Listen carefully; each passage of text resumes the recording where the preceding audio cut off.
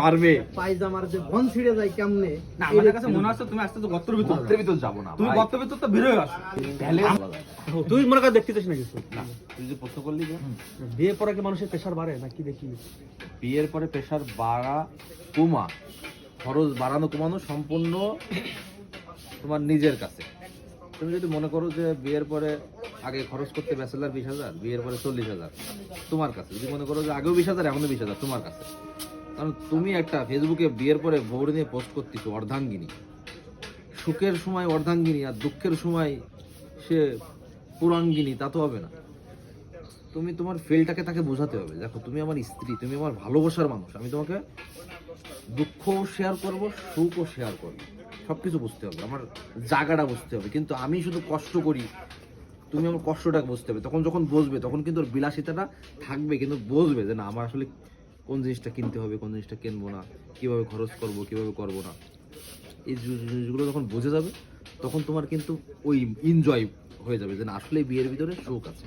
আমি যদি মনে করো যে তুমি কষ্ট করতেছো, মাসে 40,000 পাচ্ছ, 20,000 পাচ্ছ, বউ কাছে 20,000 বউ 40,000 বলছে না আমার এই দিতেই হবে, তাহলে তো তোমার সে কোনো কিছুই শেয়ার নিল না, অর্ধেক নিল না। এখন এই শ্বশুর বাড়ির আত্মীয় স্বজন এই আসা যাওয়া যাতায়াত এই ব্যাপারে তোমার কি আসলে সঠিক মন্তব্য? ব্যবসা যেরকম লাভ পাবা তুমি প্রতি মাসে মাসে, কিন্তু ইনভেস্ট তো করতে হবে। তুমি দোকান নিতে হবে বা শোরুম নিতে হবে, তোমার 5 লাখ টাকার মাল উঠাতে হবে। এইবার মাস গেলে গেলে তুমি কি করবা?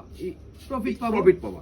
তা বউ হচ্ছে এরকম প্রতিদিন সুখ পাবা, কিন্তু প্রথমে তোমার ওই প্রথম যে খরচটা, অনুষ্ঠান করলে করতে পারো, না করলে না করতে পারো, যাওয়া আসা একবারই নৌতব্বান দিতে হয়, ওইটাই খরচ হয়ে যাবে। কিন্তু ওইগুলো যদি না করো তাহলে তো তুমি সমাজের বাইরে, তুমি তো চলে যেতে ওই সেই জঙ্গলে। তুমি যদি সামাজিকতা রক্ষা করতে প্রাথমিক যে খরচটা ওটা করতে হবে।